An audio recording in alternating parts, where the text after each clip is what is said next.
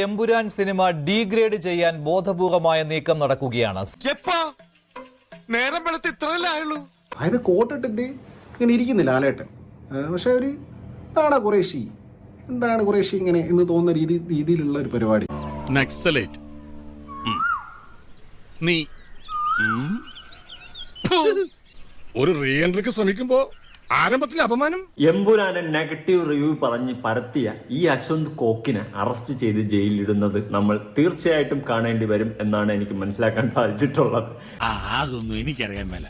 ഇങ്ങനെ എന്തെങ്കിലുമൊക്കെ പറയുമ്പോഴേ എന്റെ മനസ്സിനൊരു സന്തോഷം ഉണ്ടാവുള്ളൂ. പിന്നീട് അങ്ങോട്ട് ഒരു മേനയാവണില്ല. അതായത് എന്തൊക്കെ ചെയ്തിട്ടും ഖുറേഷി അബ്രഹാം മേനയാവണില്ല. എനിക്ക് അങ്ങനെയാണ് ഫീൽ ചെയ്തിട്ടുള്ളത്. ഓക്കെ അല്ലേ? എന്ത് ചെയ്തിട്ടും കൂടെ ഒരു മെനയാവണില്ലല്ലോ സജി.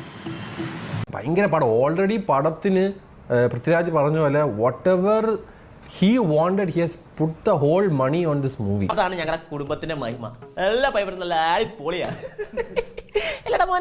ഈ എമ്പുരാൻ എന്ന് പറയുന്ന പടത്തിന് ഇത്രയും ഡീഗ്രേഡ് ചെയ്യാൻ വേണ്ടിയിട്ട് മനഃപൂർവ്വം പൈസ വാങ്ങി അല്ലെങ്കിൽ മനഃപൂർവ്വം ഇറങ്ങി തിരിച്ച കുറെ നാറികളുണ്ട്. നമ്മളെയാണല്ലോ മച്ചമ്പി.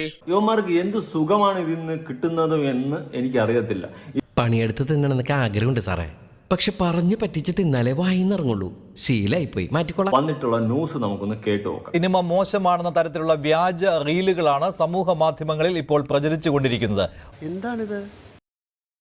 മറ്റ് സിനിമകൾക്ക് നൽകിയ പ്രതികരണം എമ്പുരാന് നൽകിയ പ്രതികരണമാണ് എന്ന രീതിയിലാക്കിയാണ് പ്രചാരണം നടക്കുന്നത്.